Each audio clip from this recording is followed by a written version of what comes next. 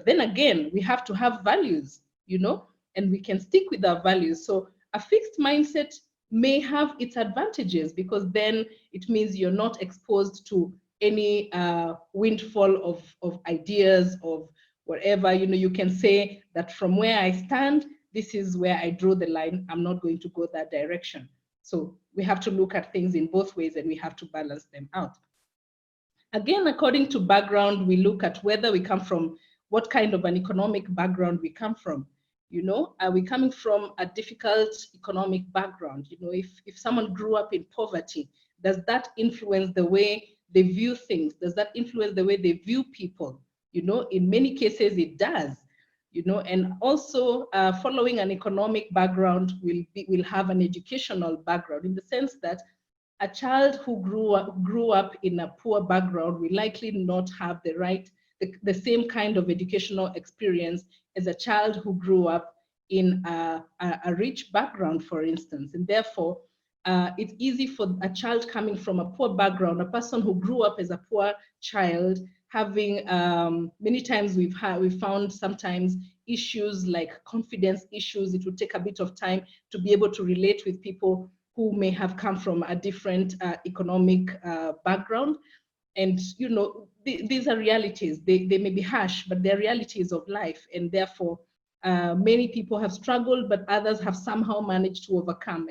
And others have, played the part where they, in public, look like they're coping, but in private are really struggling. Okay. The other way that we come into our mindsets is our past experiences. For example, if we ever have experienced trauma from abuse, that can cause fear, that can cause anxiety, it can cause anger and resentment and bitterness. And all these come into play as we live our daily lives and as we get into our professions, and these can be impediments. Also, past failure. Generally, when we fail, we tend to become very cautious. Failure is not easy to accept. We get cautious, we get fearful, we are afraid of risk, and those things come into play in creating a fixed mindset. So going through this exercise of reflection, once we have come to that point of accepting, okay, I do have a fixed mindset, it's because of this and this and this, it's a very difficult process, but it also has a bit of satisfaction in that you now come to understand yourself a bit better. And when you do that, you also accept yourself. It's okay to not be perfect. It's okay to have shortcomings.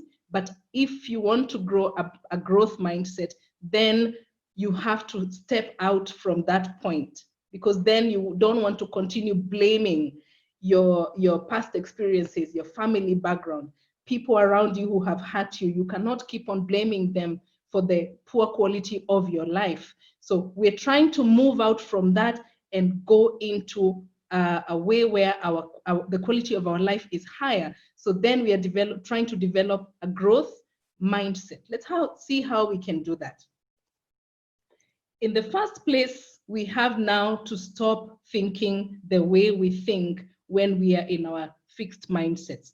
Now remember, we feed our brain using our thoughts. And the way we do it is in words, is how we talk to ourselves. The way we talk to ourselves, it starts from the way people talk to us.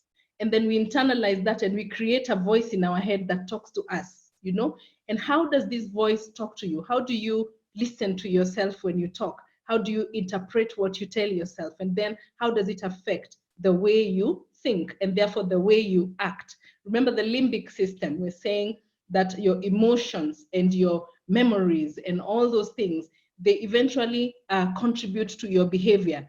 Now, at this point, if I can mention the fact that we have all these personality tests that we do, and some of them have clusters into different personalities based on how we behave, and I like the personality tests because I think they're a way of introspection. If I'm told that I'm a person generally who is introverted and that kind of thing, and then at that point I can ask myself, being an introvert, is it helping me?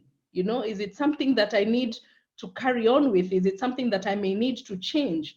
That's at the point where I have to change the way I think. And that starts by changing the way I talk to myself. So how do you do that? You begin by paying attention to your thought processes. You know, we have to pay attention to how the kind of words that we use to ourselves. This process is known as metacognition. I don't know if you've heard of a word like that, metacognition. And in simple terms, it is thinking about thinking. You have to think about what you think. Think about what you're thinking. Think about how you think, you know?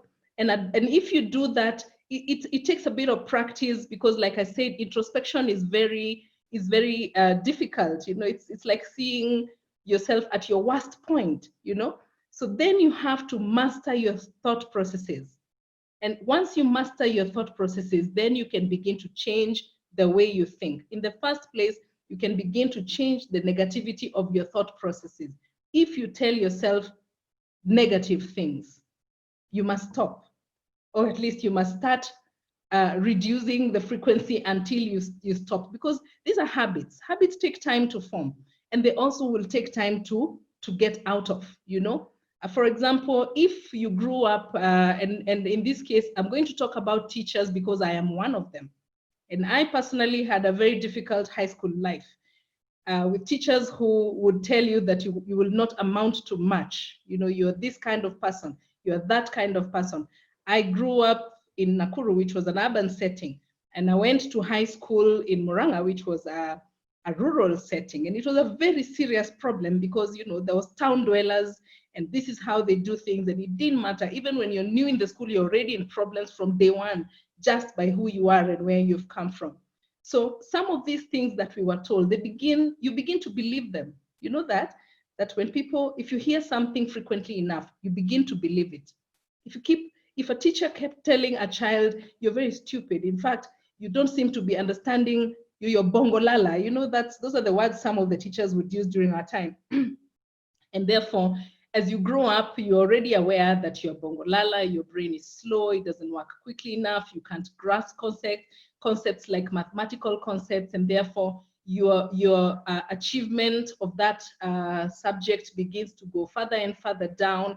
And you see, you're just proving them right. And then they keep on reinforcing. They're saying, you see, I told you, you cannot do this and you cannot do it well, even if you try. So what happens? You stop trying, you know? And so as an adult, you grow up knowing that there's things you can't do. And you keep telling yourself, oh, that's not for people like me.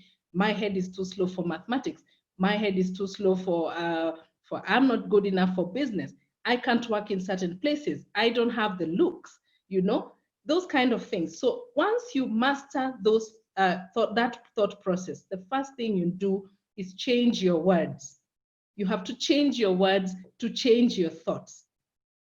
The easiest way to do this is consider this. How do you talk to your best friend? When even to a friend who is not a best friend, and sometimes even to a complete stranger, we are a lot kinder to them, even when they're wrong. You know, we're going to be careful with the words that we use. We are very careful when we're talking to another person. Why are we so brutal with ourselves? Why are we so harsh? You know, you make a small mistake and you beat up on yourself. Oh, you're very stupid. I did this. Oh, what was I thinking? You know, and that's how we talk to ourselves and create a fixed mindset, because then we are not helping ourselves. How about we talk to ourselves the way we would talk to a friend? So if I've made a mistake, why can't I say, oh, I think you needed to look at it a different way? You know, it's accepting that there's a mistake, but how else can you look at it how can I talk to myself without destroying my self-esteem, my own self-esteem, and creating a negative mindset? So changing your words, we have to use words that are more encouraging, you know, words that are forgiving. In fact, learning to forgive yourself for the mistakes of your past or the mistakes that you may have made. So change your words to change your thoughts. Once we've done that, it's over and done with. We are now well on the way into our goal, our growth mindset. We are well on the way of growing into this positive person who's full of energy and full of enthusiasm. What then? I say, find your passion. and find your dream. The thing about dreams and passions is that they give us a purpose. You know, if you find a job that you love, that's a job you can do even if you're not being paid, you know, or even if it's not paying you as much as you know other people might think. Find your passion and then follow it. You know, once you have a passion, dream. In fact, I cannot say enough about dreams. Those of you who know me from my Kennedy School background, there is something we talk about all the time, and we call it the power of a dream. You know, there is nothing that is bigger than a dream. The dream is everything. It becomes your beacon, that it keeps you going because you have an end in mind. You have this thing that you always want to achieve, and that is your dream. And in your dream, you can be anyone and you can do anything. You are not limited by boundaries, physical or otherwise. You're not limited by what people think or what people say. I mean, it's a dream, you know? And in that dream, just be anything you want to be. And I say, you dream big, be shameless in your dream, be audacious, and definitely be completely unapologetic about the big dream. Dream big, you know? When I think of dreams, I think of people like Barack Obama. He even wrote about dreams. He says, dreams from my father. He also says the audacity of hope. You know, look at those words. They're not small words, they're big words. And if you can just dare to dream like that, then what would stop you from achieving all of the goals that you may have in mind? And then make a vision board. You know, a vision board helps you to crystallize your ideas, put them down, get pictures, cut out, you know, print out a money figure, check of the amount of money you can think about. These are things that we have read, and perhaps we think it's a little overstretched, but just do them. I mean, what's there to lose? What's there to lose if you write yourself a check of 10 million Kenya shillings or $10 million? You know, you may get it, you may not, but you know what? It can keep you going, you know? This becomes the lighthouse. You know, when you think of a ship being lost at sea, it's in the night, the one light that is always there is a lighthouse. The light from a lighthouse, and it becomes the one thing that guides you back onto your path, even when things look like they're tough. So don't be afraid to dream, and always find up something that you're so passionate about that you think about it when you're sleeping as you walk, and it gives you such purpose and so much energy to face life, to face your learning, to face your entrepreneurship journey in entrepreneurship, and even your job, you know. Once we've gotten to that point, the next point is now reality. You know, you can dream and dream and dream, but if you don't follow your dream with an action, it will remain just that. The point here is to be able to achieve a dream, to be able to actualize some of these, you know, ideas and passions that we may have in our minds that fuel our life as a purpose. So you must now take action. This is the point where we lose most people, because some people would rather just carry on with the dream and then they quickly relapse back to their mindsets. But you know where I come from, I don't have this, and therefore I don't think I can do this. So if I can tell you again a bit of my personal stories, I always knew that I was going to start a school of my own. My father was a teacher, and I went to school in his school, you know, so I was the unfortunate sibling who had to be with him because he needed to have one child in the school so that people can trust that he's doing the right thing. And I was that child. And it was a good thing because in many ways, it made me the person that I am, even the teacher that I am. I admired him a lot. He was the headmaster of that school. And I remember eventually going into college. In my years, it was very hard for somebody to apply to the university for Bachelor of Education. That was the course taken by the people who didn't make it for any other course. But I was one of the people who applied very clearly and very specifically for Bachelor of Education. And I knew exactly what I wanted to do, which was English and literature. And therefore, after that, we were not hired by TSC. I had to find a job. And I found a job in a private school in Kisumu, and I loved it. I enjoyed my job. And then eventually, my dream of opening a school, it was still there. It took a few years, but it was still there. And I remember my last school of employment was Braeside School. And I talked to one of my colleagues and I told her that I would really like to get to a point where I start a school. And this was way back in, I think, 2006. And she said, you have to have 20 million shillings to start a school. My salary was not high. 20 million was very far for a dream. Even now, 20 million is still very, very far as a dream. There's no way I can hope to be able to get 20 million just like that. Where do I get that kind of money? So, I sat back and thought, oh my goodness, I need 20 million. How am I going to get that? So that means the dream, the dream just drifted further and further off. And I said, you know what? I don't think I need 20 million. Again, I spoke to yet another friend of mine and says, you know what? Who says you need 20 million? By the way, who says you need 5 acres of land? Who even says you need land at all to own? Why don't you get a house and rent and start? And that's exactly what I did. And I quit my job and started. And that first step is the hardest. I can tell you that. You feel like you're walking a tightrope. And if you just miscalculate, you're falling way down. And that is also true, largely. However, you have to just make that first step. There has to be the first step. When you sleep and the morning comes, you must get out of bed. You can plan all those things you're planning, but if you don't get out of bed, you're not going to achieve anything. So take the first step, as hard as it may be, and then remove any obstacles, mental obstacles, even physical ones, and sometimes even social ones, which means certain people who, are going to tell you, by the way, I think you're crazy. Why are you doing this? You're going to destroy your life, So it may call for a complete, overhaul of how you live your life, Set goals, set smart goals. Now, this is also very tricky because then many of us fall in the trap and the pitfalls of ambition. Ambition is great, but leave your dream to keep your high ambitions. But when you're setting goals, especially at this point, make sure they're short-term and long-term ones. Long-term goals, give them a good timeline, and then short-term goals, make them in shorter timelines and make them achievable, easier achievable goals. That will help you not to fall, to have setbacks, and it will help you to stick with your goal, with your plan for your goal, even when things look like they're difficult.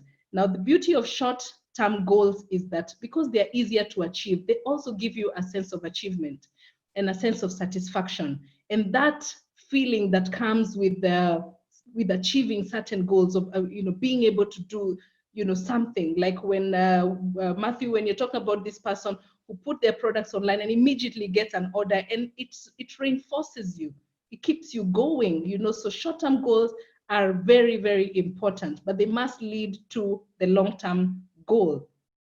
Learn new things and aim to keep learning. Here's the thing. When I was getting into the business of a school, I thought all I needed to be was a great teacher and a teacher who loves her job.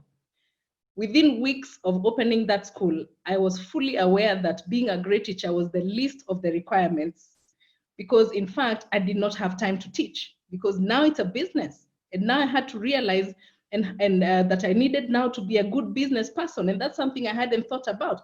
What does it mean to become a good business person? I had to start reading. I started to talk to I made friends with some people who are in the school business. I would go to their school and say, okay, how do you do this? How do you do that? And then keep on learning. It's been, I think, 11 years now, and we still have so many things that we need to learn, So always realize that you don't know. You have to keep on learning. In fact, the being in a growth mindset is acknowledging the fact that you must learn. You have to keep on learning. In fact, you have to become a lifelong learner. Okay? Another strategy is to keep a journal for 21 days. I say in each of those 21 days, dedicate it to trying something new or learning something new. This sounds like it's easy, and I don't think it is, because within 7 days, I realized that all the new things I had in mind, I had exhausted that list. in 7 days. So the first 7 days were pretty easy because, there's all these things I was saying, oh, I need to learn this, I need to learn that. But if you count them, really, you discover there are not so many. So the next 7 days, day 8 to day 14 was a little bit of a challenge. By day 15, I was completely blank, and now I had to consciously go into research on things that are relevant to me that I can begin to learn. Try that. It's a very mind-opening exercise. You realize really how little we know and how much there is to learn out there. And this also reinforces the point of being a lifelong learner, that there'll always be new things to learn, especially in the lives that we are living now. Everything is just way too dynamic. I feel like, for example, when I buy a smartphone, I struggle for a few weeks to learn it. And by the time I'm just getting the hang of it, a new version is out. And then I have to start all over again. So being a lifelong learner is something that we cannot escape from. Surround yourself with the right people. That is so, so, so important. We've had so many times we're told birds of a feather, they flock together. And you know what? Remember when I talked about dreams, if you dare to open up your heart to someone else and tell them, you know what, this is my dream. How many times do people look at you, even with sympathy in their eyes, they're like, oh my goodness, my friend has lost it. So many times people think this one has completely gone bonkers, they're crazy, they're just taking the wrong direction and losing their way. And some of them, I've had people say, I'm going to go into prayer for you. And there's a friend of mine, I said, please don't say that prayer because God might just answer it. And I don't need that prayer answered. I have my own prayers, And those are some of the difficulties. So surround yourself with the right people. Find other crazies, people who understand that sometimes you need a little bit of crazy. Tell you what, if we didn't have crazy people, there'd be no inventions, And some of those are real. I mean, think about the current cell phone now, the smartphone. The first time we saw anything like that, I was a child watching Star Trek. It was science fiction. We never imagined anything like that can come, into reality and then become a household thing, something that everybody has, So dare to dream and stay away from people who tell you that your dream doesn't work. So all dreams are valid. That's not a cliche. It's actually true. Now, given that the difficulty of bringing all these things into fruition, what you will have to develop is something called grit. And grit is sheer staying power, the strength to keep going even when things get tough. It's Alexander O'Neill says, when the going gets tough, the tough gets going. This is the time for the tough to get going. You have to be tough. Develop a thick skin. Don't listen to people who discourage you. Don't pay attention to those who tell you, you know what, you know, and they're the ones who wait for you to fail, and then they say, I told you so.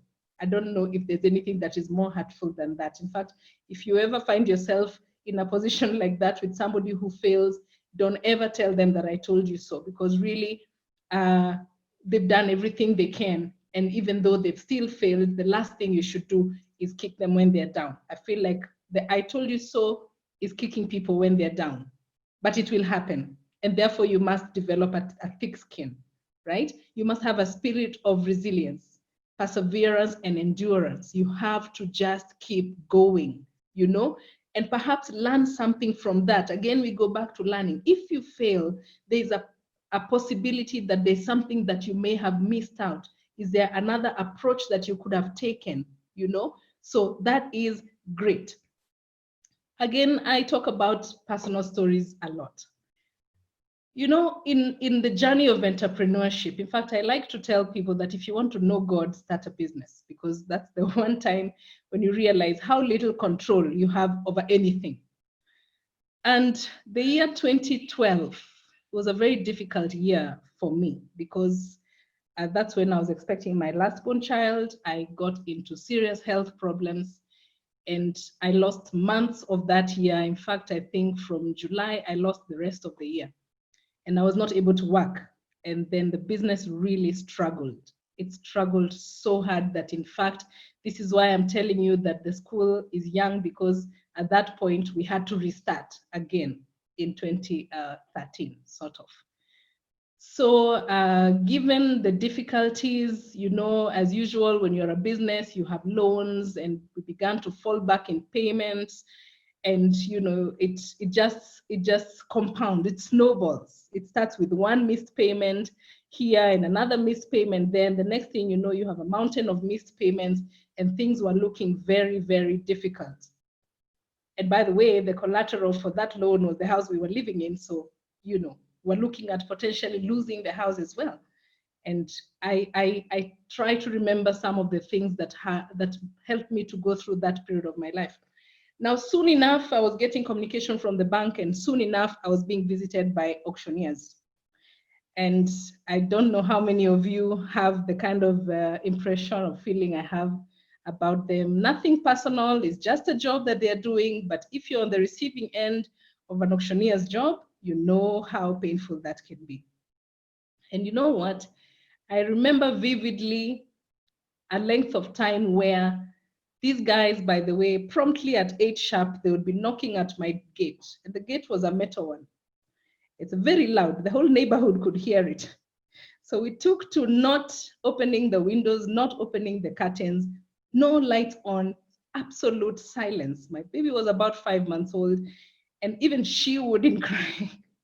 It was absolute silence. The house looked deserted. And they would knock incessantly for 2 or 3 hours, and we would not respond and would not talk. And by evening of that day, when we are sure that they've gone, we would go back to normal life, and I would promptly forget that they were even there until the next morning. And this went on for some time.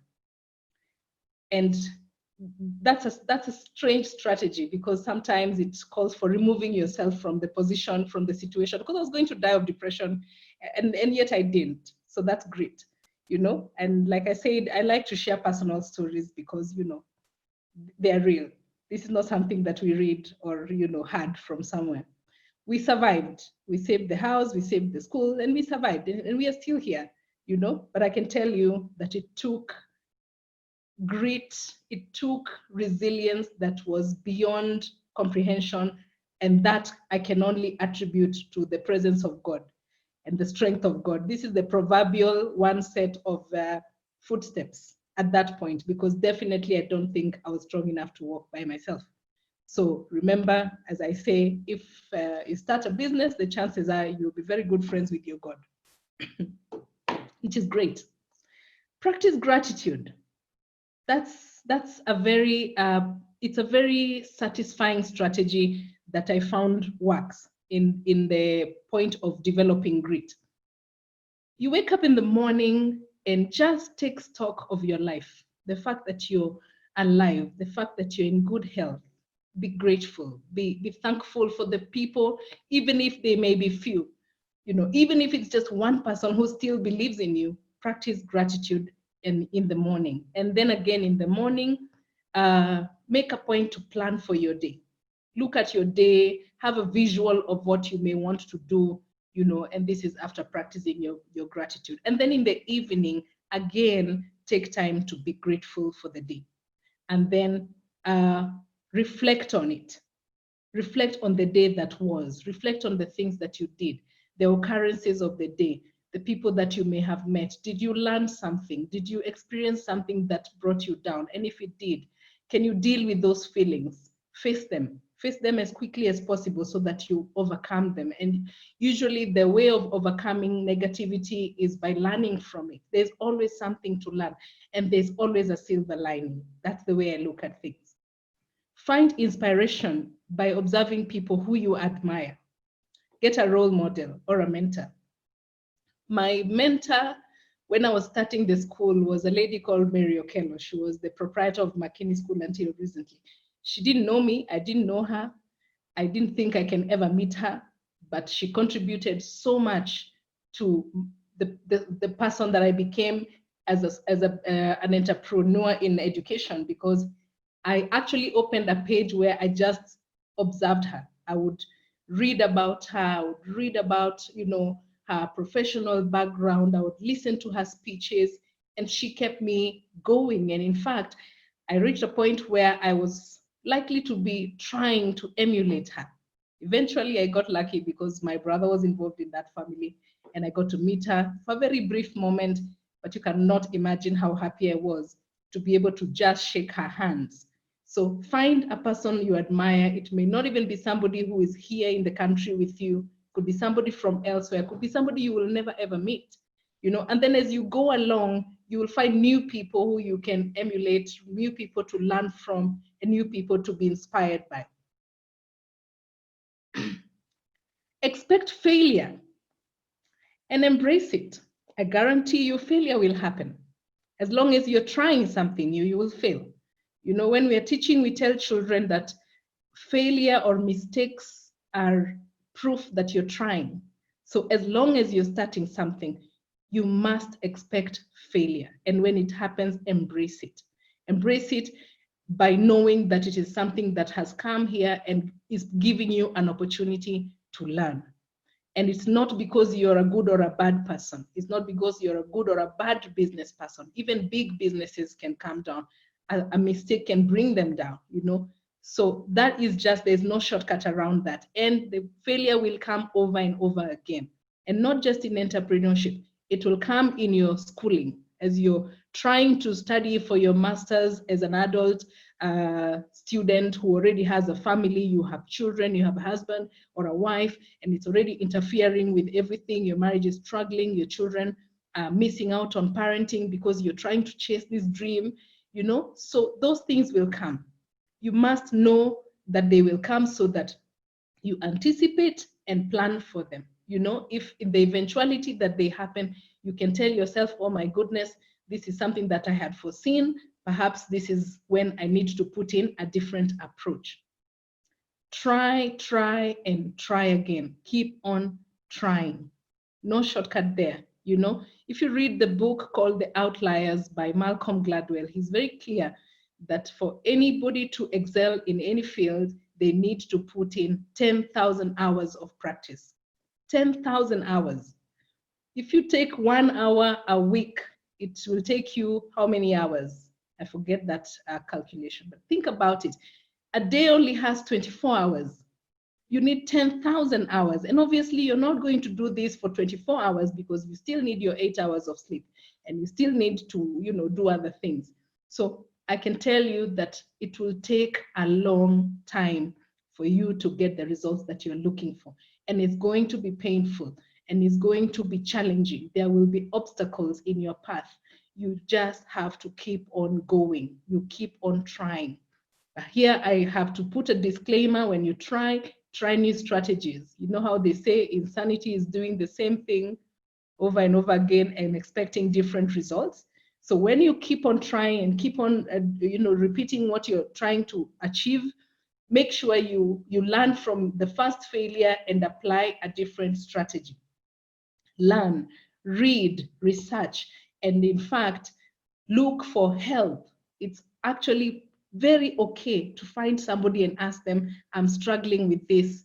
How can I fix it? You've been here, you've done this before. Can you help me to try and figure this out? You'll be surprised how helpful people are. People actually are quite good, and they will help even a complete stranger. I mean, personally, I know I have done it. I have taken time and mentored people I have almost, very little knowledge of. But then again, great friendships have come from that.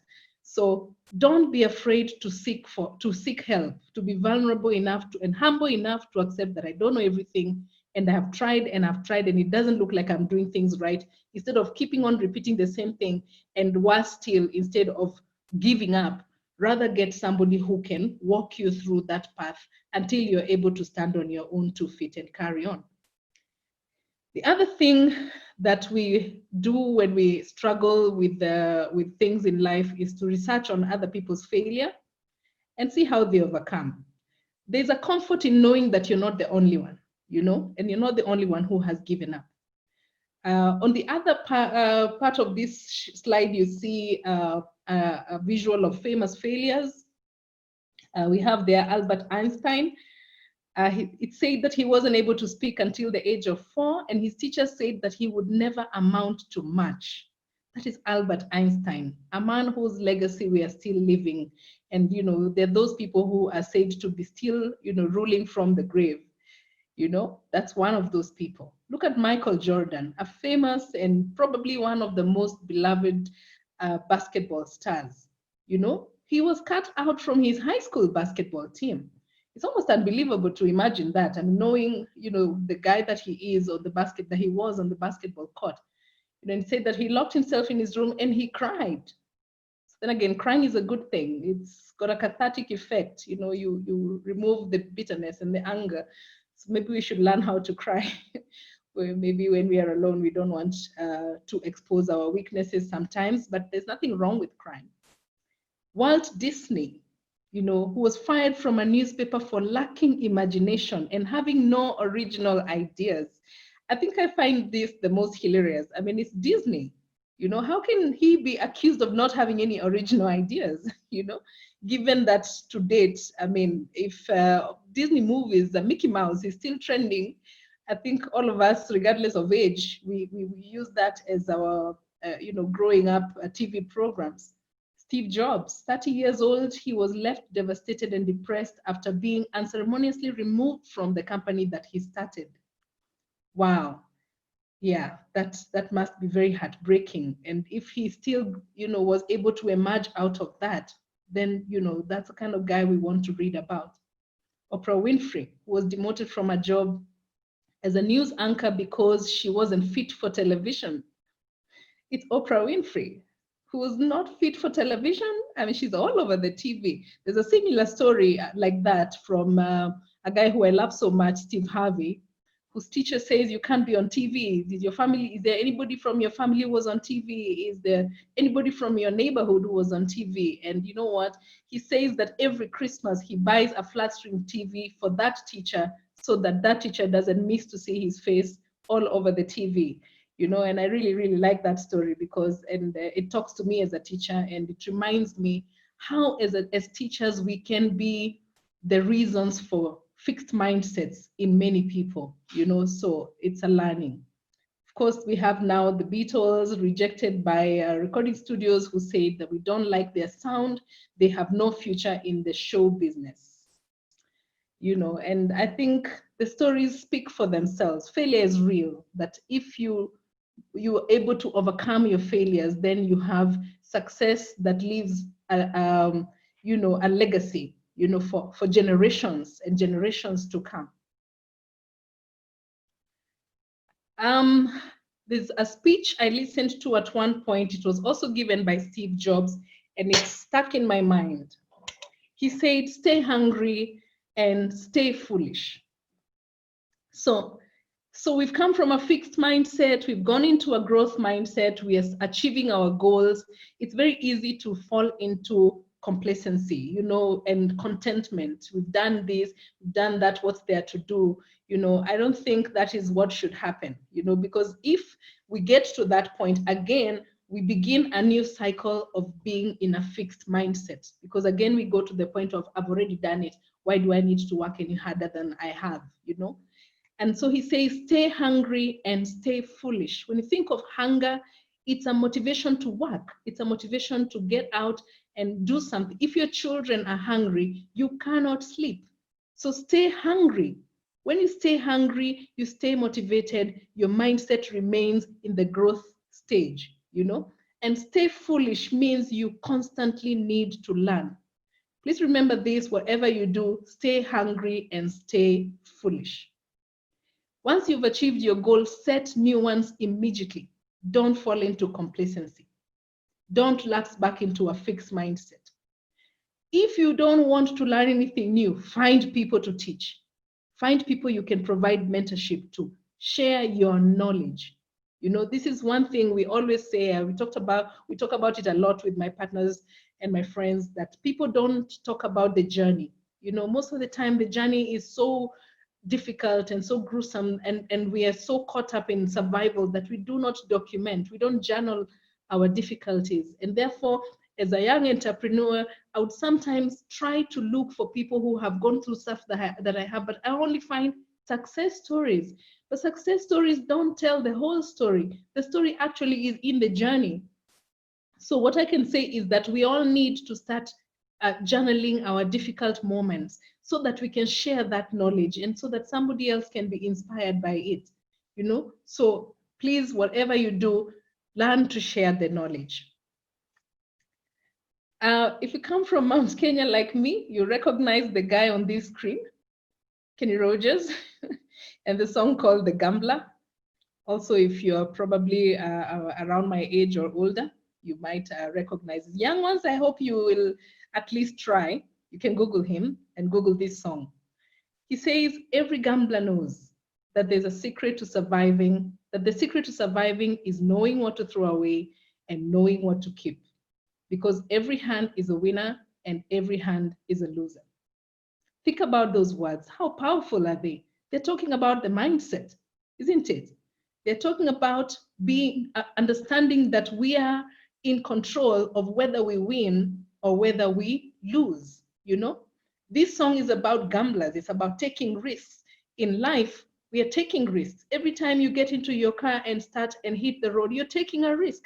You don't know what you're going to meet out there. So every time you decide to do something, there's a risk. There's a percentage chance that you will not succeed, but there's also the chance that you will succeed, you know? But in this case, knowing what to throw away, try not to hold on to things. Holding on to things is what gives us a fixed mindset. It's part of the long-term memory that keeps all our negative experiences and creates in us a fixed mindset that stops us from succeeding. You know, so we must know what to throw away and we must know what to keep. If you're going to keep something, it better be something that will keep you going and contribute to your success. Because every hand is a winner and every hand is a loser. If you can, Google that song. If I could, I would have played it. But hey. And as I wind up, I got this little book. It's a journal, it's a diary. And I love it because what it says on the top of the page is, I can do all this through him that gives me strength. And that is from the word of God. And therefore to say that God will work with you. He will give you strength. He will lift you up and he will carry you through when things are difficult.